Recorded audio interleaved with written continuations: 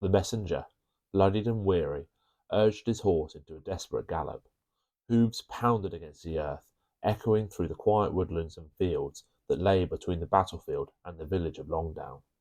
With the final push, the messenger broke through the tree line, the village of Longdown coming into view.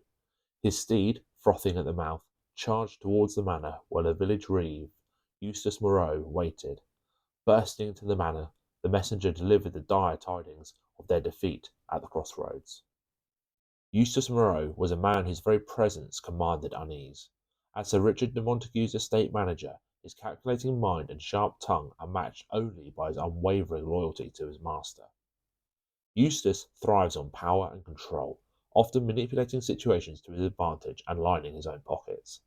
His methods are cold and efficient, making him a feared and loathed figure in the village of Longdown. Driven by ambition and a fierce desire to maintain his position, Eustace is relentless, stopping at nothing to ensure Sir Richard's dominance, and by extension, his own. Eustace Moreau's face twisted with fury as he read the messenger's news of their defeat. Driven by a mix of fear for Sir Richard's wrath and his own unyielding ambition, he wasted no time in summoning a small, hardened group of soldiers. Barking orders with cold precision, he assembled his forces. With grim determination, Eustace led his troops, their steeds pounding the earth as they rode hard for the crossroads. The air was thick with tension, the sound of hooves a relentless drumbeat heralding their approach. Every moment was a race against time, as Eustace sought to reclaim control and ensure his master's dominance over the contested lands of Aldenwick. Back at the crossroads, the men of Aldenwick held a vigilant watch in the night. As they braced themselves for Sir Richard's retaliation, they heard hooves from the forest. Emerging from the depths of the forest, shadowy figures on horseback moved swiftly through the night. The riders, cloaked in darkness, seemed to blend with the shadows, their torches casting flickering lights that danced on the trees. The glow revealed glimpses of armour and determined faces, their eyes fixed on the path ahead. As they drew nearer, the details became clearer. Knights, led by Sir Simon de Beauchamp. By the dim glow of the campfire, Wolfere stood weary but resolute as Sir Simon de Beauchamp dismounted and approached. The crackling flames cast long shadows on their faces, the air thick with tension and unspoken words. Sir Simon, his armour gleaming faintly in the firelight, extended a hand in a gesture of solidarity. "Wolfere, I offer you and your village my protection," he began, his voice steady and commanding. "But in return, I ask for your loyalty. Together we can stand against Sir Richard's tyranny." Wolfere, eyes heavy with suspicion, studied the knight before him. Trust did not come easily, especially in these troubled times. Yet faced with the imminent threat and the need for allies, he had little choice. With a deep breath, he clasped Sir Simon's hand. "We stand with you, Sir Simon," Wolfere replied, his voice filled with reluctant resolve. "For the sake of Aldenwick, we pledge our loyalty." The pact was sealed, their hands clasped firmly. As the first light of dawn pierced the horizon, casting a golden hue over the landscape, Wolfere stood vigilant at the barricades. The air was crisp and tense, a quiet before the impending storm. From his vantage point he could see a small column of mounted soldiers approaching, their armour glinting gently in the early morning sun. The men of Aldenwick, along with their new allies from Ashbury, braced themselves. The silence was broken only by the distant clatter of hooves and the soft rustle of leaves in the breeze. Wolfere's grip tightened around his weapon. As the mounted soldiers approached the crossroads, a single rider broke away from the column and rode ahead. His bearing was unmistakable. Eustace Moreau, Sir Richard's ruthless steward. The morning light cast a dark shadow across his face, but his presence exuded authority and malice. Eustace reined in his horse, glaring down at Wolfere and his assembled men, his voice dripping with disdain cut through the morning air. "Peasant rabble, hear me," Eustace declared. "I am Eustace Moreau, reeve of Sir Richard de Montagu.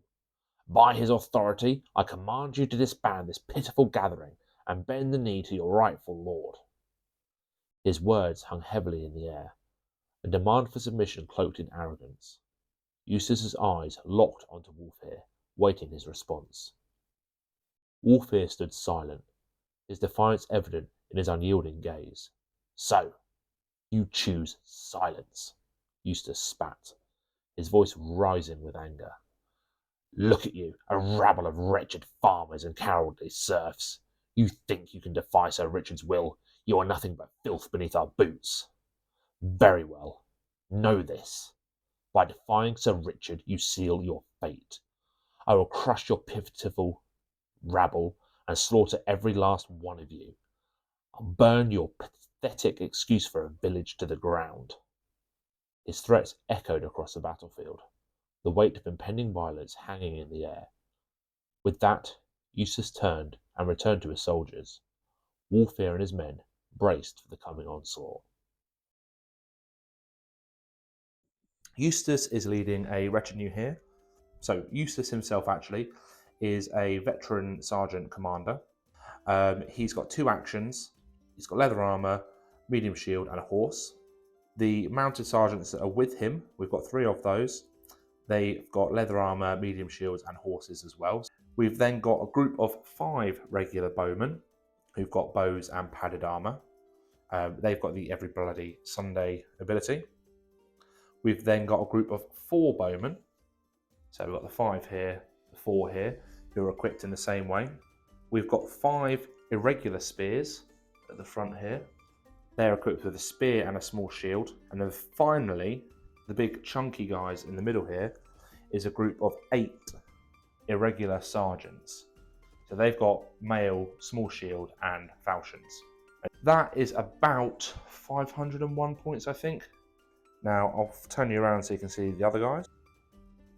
The men of Aldenwick are being supported by Sir Simon de Beauchamp, who is the overlord of the village of Ashbury. So Sir Simon is in the centre here. He is on foot. This is him here with the red and white. He has got 3 actions. He has several abilities, including Commander, Inspire, Chivalry and Live by the Sword. He's got Sword, Mail and a large shield. In his command group, he has actually upgraded to include a bannerman, a musician and a priest. So a lot here for me to remember.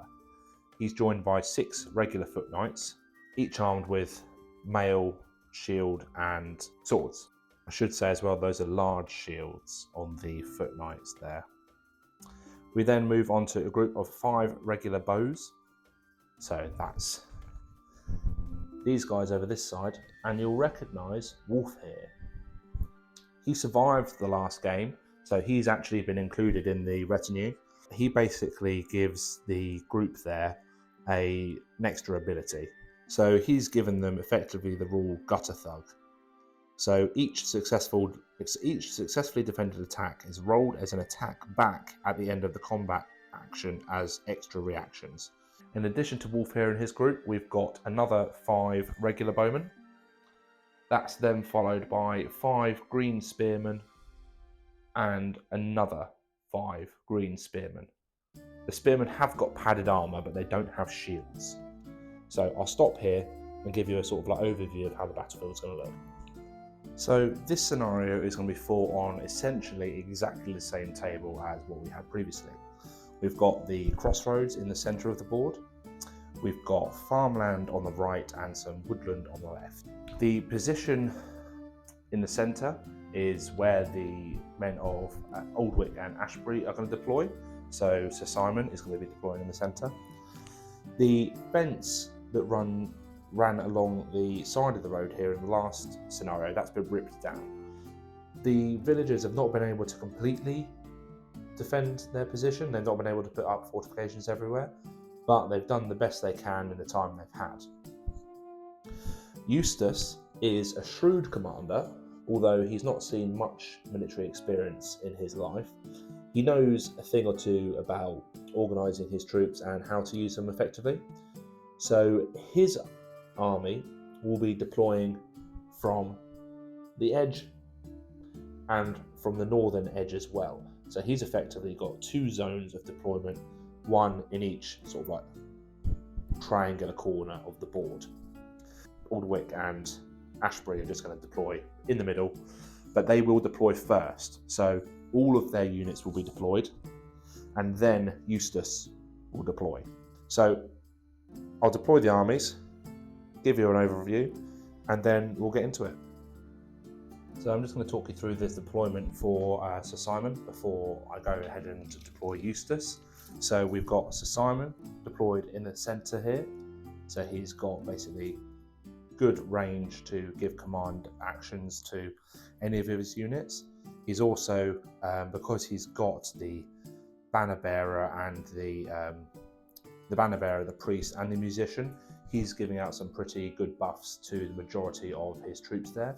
So he's going to hold in the centre until he's needed. I've ruled it that units cannot cross these barricades, whether they are on foot or on horse. They can't be crossed. They can, however, cross the walls. They can be used for defensive positions. So you've got the archers here who've taken up defensive positions against this wall, and the spearmen this side. You've also then got Wolf here's group of archers taking defensive positions in the back here, with final group of spearmen taking up positions here. So let's talk you through the deployment for Eustace. I've deployed the mounted sergeants, have deployed down here. We've got the spearmen who have deployed second along here to give support. The archers have deployed up against the wall as far as they can, but they're likely to take some shots from these archers here. And then the other corner, you've got the group of 5 archers, and then you've got the big boys, the sergeants. So we'll roll initiative and we'll see where we go. The objective of this scenario is essentially to wipe out 50% of the opponent's groups. So by wipe out, I mean they need to be either destroyed, taken off the board, or broken or shocked. So turn 1 initiative, I'll be rolling Sir Simon in the white and Eustace in the black. So Sir Simon rolls a 0 while Eustace rolls a 4. So Sir Simon will be starting. Sir Simon's first action is going to be, we're going to activate, let's activate the archers over here. This group are going to, let's try and take out some of these archers first. So we've got the regular bowmen shooting at long range, so they need a 7+, who have a defense of 6+. So 5 dice, needing a 7+. That's a spectacular fail on every single dice. The highest there was a 5 for those guys. Now switching over to the Eustace. What he's going to do is we're going to first activate, we need to get moving, so let's activate this group of sergeants. They are going to run, so they will move double their distance, but instead of 4, they can move 8. They have to be able to run in a straight line, and it will make them weary, which will give them a -1 for each of their subsequent dice rolls. So over to Sir Simon again. We will activate this second group of bowmen.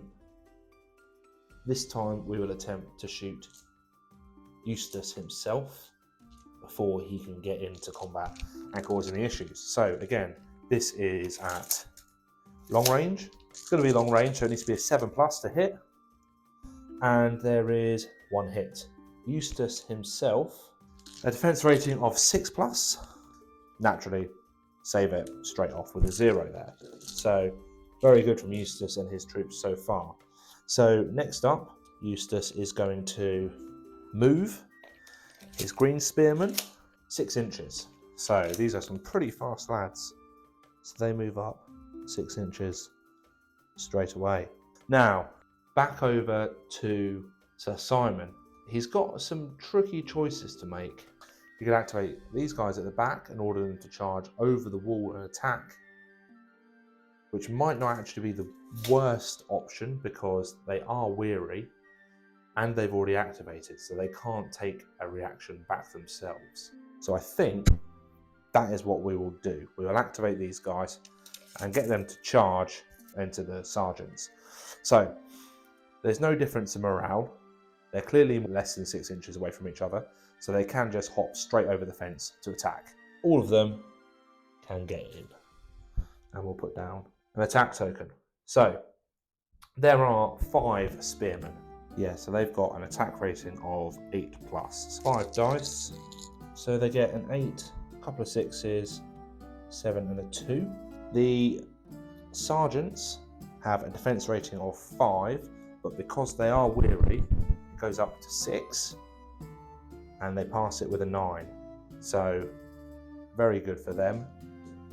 Not so good for Sir Simon, because that means now his spearmen are out in the open a bit.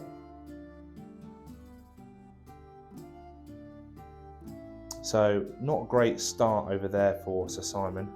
Next up, over to Eustace. What these archers will do is they'll take a shot at Sir Simon. They will take a penalty for shooting across this barricade here. We'll say that hinders it in the same way the wall would.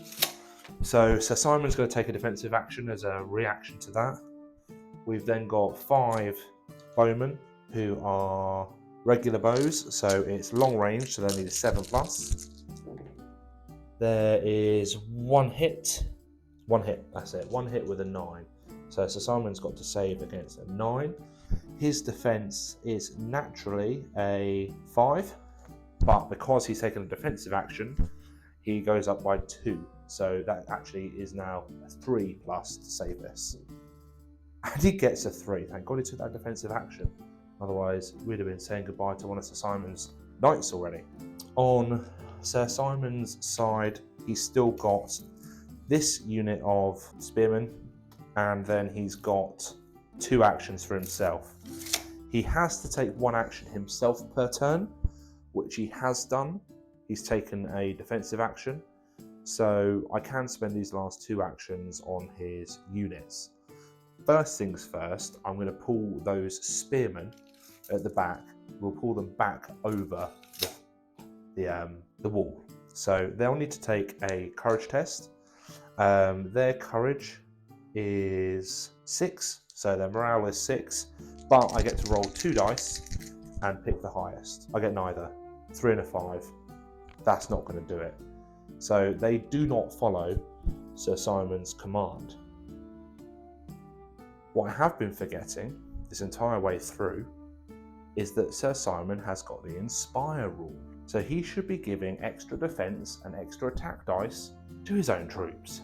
Nobody's died so far, so I'm just going to roll with it. The next action will be another command Sir Simon shall give. Right, another command. And this time what he's going to do is he's going to command these archers to shoot again. So they take another attack. They become weary, but they're going to try to shoot again at those spearmen in front of them. So it's going to be 6+. There's 5 of them. That will now be a 7+ because they're weary. They get 2 hits, a 7 and a 9. The defense for the spearmen is a 7+. So 2 fails, a 6 and a 1. They do have a small shield, which is a 9+ save. They do save 1, so they take 1 casualty, but save 1, which is not too bad.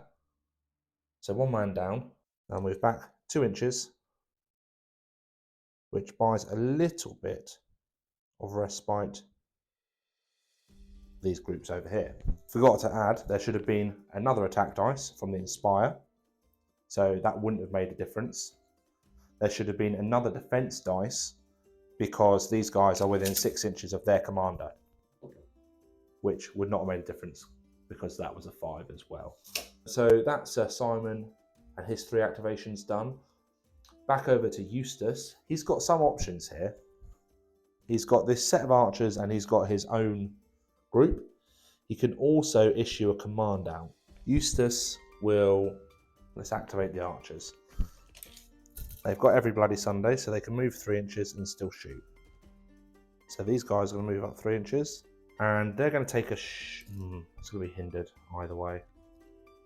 So that's blocked by defensive positions. That will be hindered by the barricade. That will be hindered by the wall. I think the spearmen are most vulnerable, so I'm going to take a shot at the spearmen. This is going to be a 6+ with 4 bows, 1 hit. So the spearmen will need a 8+ to defend it. It's a 7. They get an extra dice because of Inspire, a 9, so they do save it. Following from that, we've got one more action to come from these guys. And I think Sir Simon will pass. So he can decide to pass, which essentially means he's not taking a turn this time round. And it shifts the initiative back to Eustace. Eustace is a mounted sergeant, so he actually does have a horse, which means his movement speed is 8. Eustace could move up to here and use the second action to command someone to do something, or he could just ride hell for leather and charge into the spearman. I think, given he's slightly impetuous and keen to kick these peasants back into their place, he's going to charge straight away. The first thing we need to do is measure the distance of the charge. So it is from the closest to closest, it is 12 inches. So Eustace needs another 4 inches in order to be able to successfully charge. So rolling a d6, he needs to get at least a 4.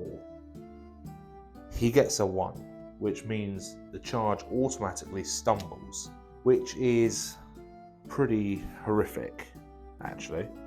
So because the charge has failed, we roll another d6. They move 5 inches towards their target. So they've not generated sufficient momentum to get going, and actually they've just completely fluffed it. So that's about as bad as it could get for Eustace, because he's not only is he not got into combat with his chosen target, but he's now sitting here, not able to do much. So he's going to order these spearmen to move forward again. So the spearmen have got a morale of 5+. The sergeants who are in Eustace's command group, they do have the martial respect ability, which means if you're taking a morale check within 6 inches of them, you roll 2 dice and keep the highest one. They pass on a 6, which is good, and we're just going to get them to move forward. So they'll be moving forward, and with that, we finish turn 1.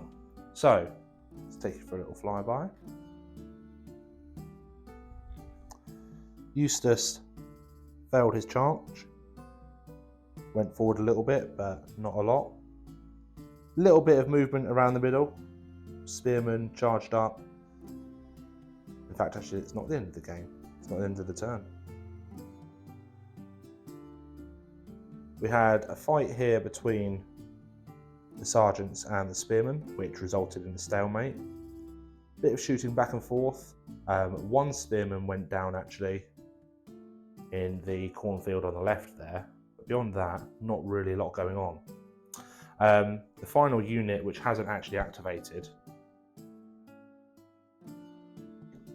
is this set of spears down here.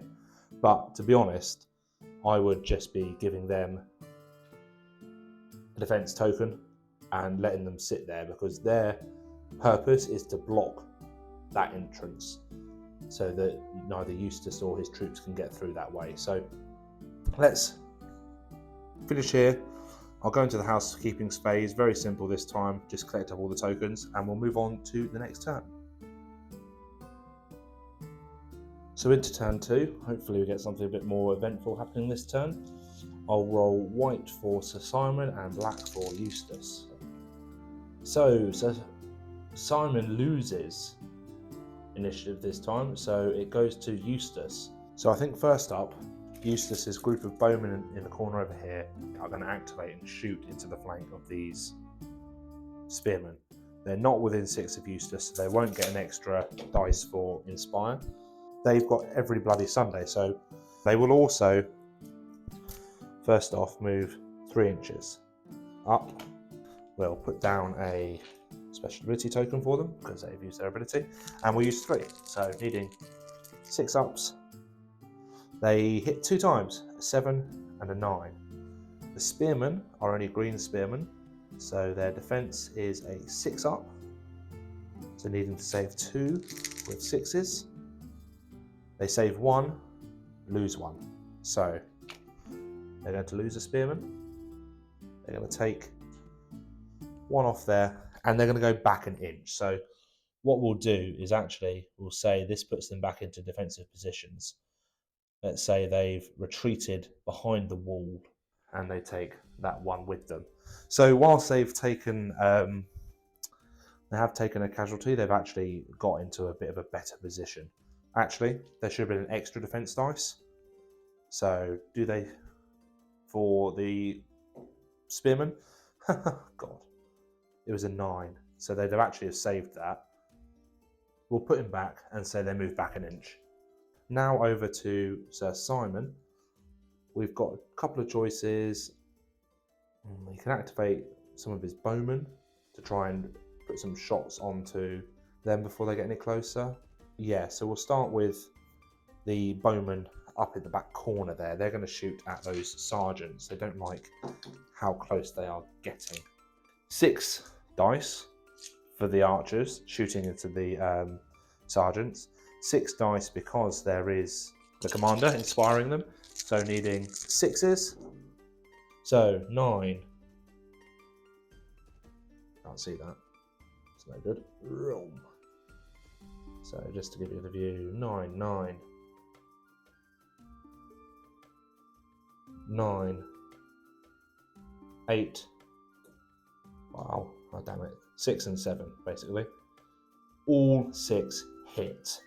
The defense there for the sergeants is a 5 up. They have got mail and they have got small shield. So the sergeants will be rolling 6 defense dice. So they need a 5 up. So they have saved 1, 2, 3. So they've saved 3. There's still another 3. They have got a small shield, so a 9 up save. They fail all their shield rolls, so they have lost 3 troops. So 3 dead. 1, 2. Which ones don't I like? 3, yeah. Right, that's pretty bad. They've lost 3 out of 8. So that also means they now need to take a morale check because they've lost 25% of their original starting number. So their morale is a 5, but they cannot benefit from their own martial respect. So the morale is a 5. That goes up to an 8 because of that morale hit they've taken, so the 3. So they need an 8 not to be broken. They get a 2. That's quite bad. That means they are broken. So groups that are broken, place a broken token next to the group. Boom. Immediately move their full movement directly away from their attacker. So 4 inches away from the archers. So because they're broken, at the beginning of the next round, they have to rally. If they don't rally, they start running towards the table edge. So quite devastating, that fire there from the bowman. So before I forget, I'll put a token down there to denote they've had their attack. So now over to Eustace. So it was looking pretty good, but now it's not particularly. I think they may need to take a morale check to see if they can charge a unit which is not their closest enemy unit. Yeah, so it's key principle number 6 on the page 11 of the rulebook. So they have to pass a morale check, simply because the nearest group is actually these bowmen, but they don't want to charge them. They want to charge the other guys. So again, martial respect there for the commander. We've got, what are these? These are irregular spears. So they've got a morale of 5. So they need to pass a morale check of 5, which they fail. They get a 3 and a 1. So they are not going to take the morale. They're not going to take the charge. So because they failed the morale check, the charge stubbornly refuses to move. So they're going nowhere. In retaliation, the bowmen of Sir Simon are going to take some shots at Eustace here. Again, 6 dice because of the inspire from Sir Simon. So the bowmen here will need I believe, a 6+ because they're within short range. So needing a 6+. Right, so they've got a 0, a 6, 2, 3. Right, so 3 hits. 3 hits there for Eustace to defend. So he's got to save 3 here. And he is rolling on a 6+ to save this. He has got a medium shield if he needs it. And he doesn't save any of them. So that's automatically going to be one that dies. You can't shield roll a 0. So an 8+ will save 2 of the others. So he saves 1 and another one dies. That is horrific news for Eustace. Absolutely horrific, because that means he's taken 50% casualties, and so I think he's shocked. Yeah, so because he's lost 50% of their current warriors as casualties during a single combat action, he is shocked, which means that he now needs to take a morale check. So he's got a morale of 4+. Oh god, it's a 1. Right, it's a 1, so he is shocked, which is terrible for him. So essentially now, because he's shocked, he cannot move. Anyone who attacks him gets a +2 modifier. Shocked warriors defend without shield rolls, and shocked groups can only be given rally actions. So this is getting a bit painful now for Eustace and his crew. So additionally, I should also be giving Eustace a weary token, and I think that's going to stuff him up a bit now, because he has to wait until the beginning of the next turn for the compulsory action stage to be able to actually rally. So he's effectively lost his 2 command tokens. What we'll do now is we'll have Eustace's remaining group, these archers, move forward 3 and take a shot at Sir Simon. They're forward. They will have 4 dice, dropping down to 3 because of the obstacle. Defense reaction being taken by Sir Simon. So that's quite a good set of hits actually for the bowmen. So they actually hit on all 3. They got a 0, an 8, and a 6. Sir Simon needs a 5+ down to a 3+ because he's taken the defense, but he needs to counter this 0, which he does. He gets a 0, gets a 0, they get a 7, and they get a 3. So all 3 are saved by Sir Simon. So no wounds, no casualties taken by him in that round of shooting. So that's pretty darn good. An attack action goes to these guys. So now it's back to Sir Simon, and he's actually got a lot of leeway here to try and take advantage of the situation. So he's not activated his spearmen, nor has he activated the second set of spearmen over here. He's also got 2 actions left himself, so plenty of options available. Eustace, on the other hand, has activated all his troops, and because he's now shocked, he can't activate himself. So here's a chance really for these men to shine. So because now it's a bit of a free-for-all for Sir Simon, he is going to first off issue a command. He's going to order these spearmen, and the spearmen are going to attack these archers. I had considered using the bowmen to attack first, but if they cause any wounds, they're going to push the bowmen further back than actually is necessary. Are they the nearest target? 9 inches, 7 inches, no. So we will roll a courage test for these spearmen. They've got a courage of 6, rolling 2 because of the commander. They get a 10, so they do pass it. Their movement is 5, so they need 3 inches extra. So let's roll a d6. They get a 6, so they actually add an additional attack dice. They'll also have an additional attack dice for being within 6 inches of their commander. So this could be very dangerous for these archers. So, spearmen. Right, so there are 5 of them. They get an extra dice for rolling a 6 on the strength of their charge. They get an extra dice for inspire.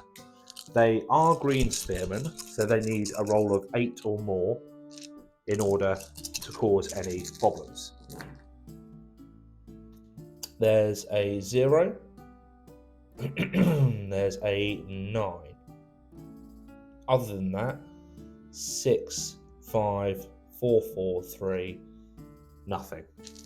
So, the bowmen do have a defense of 6, so they've got 2 chances to save this, needing a 6. They fail both. A 3 and a 2. They lose 2 bowmen. They take 2 pips on there. They'll be forced back 3 inches. And they will now need to take a morale check because they've lost 25% of their starting number and they could become broken. So their morale is 4+. They get a 2, so they are broken. So another broken group for Eustace. They also now move their full move away from their attackers. So 5 inches. They have to rally next turn or they're in some serious trouble. So following that, we're going to then go to Sir Simon, who is going to start dishing out some orders. So Simon is going to give an order to these archers to shoot again. They'll become weary. They're now shooting, I believe, at long range. Nope, still at short range. There's 5 of them. Plus 1 for inspire. They will need 6s. Wow, okay. They hit on a 9, a 9, and a 9, an 8, 4, and a 7. So they hit 5 times. 5 saves required from the sergeants, needing a 5+. So because they're broken, they get a chance to defend these, but they don't get a chance to use their shields. They've got to save these on a 5+. Now they save 2, an 8 and a 6, but they lose 3 more troops. So that entire front rank has been decimated. It's not clear whether the sergeants would be forced back or not, but I'm going to give them the benefit of the doubt. But the spearmen here would have had a chance to make a move after defeating the bowmen. So what they're actually going to do is they can move their full distance, which is 5. They are going to hop down here. So well, actually, they'll come to there. They'll lose an inch. So they essentially end up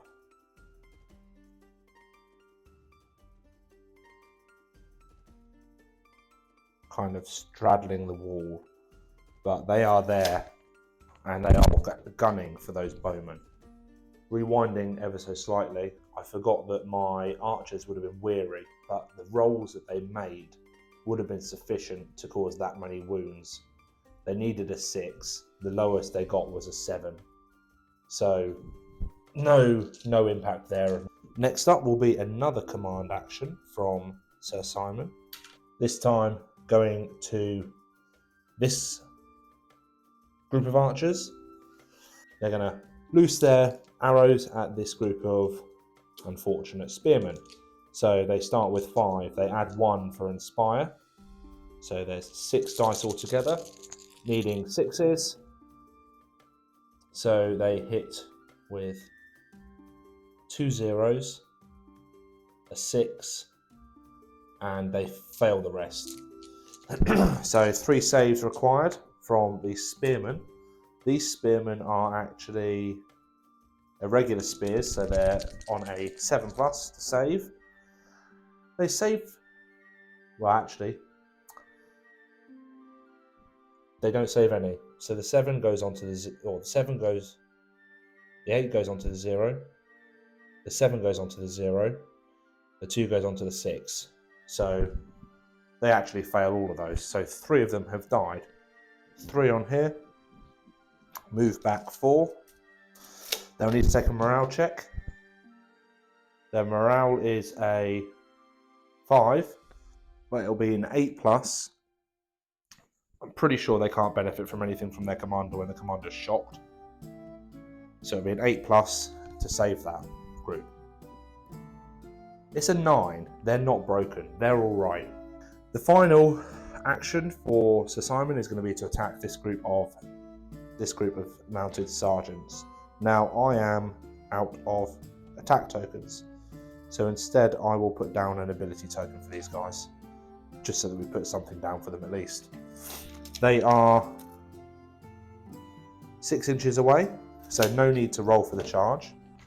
They will be within 12 of their commander, so they will get an extra attack dice. This could very well be end game here. If they manage to defeat Eustace, that will be a 3rd broken. Well, actually, I suppose it's game over already, actually, because you got broken, shocked.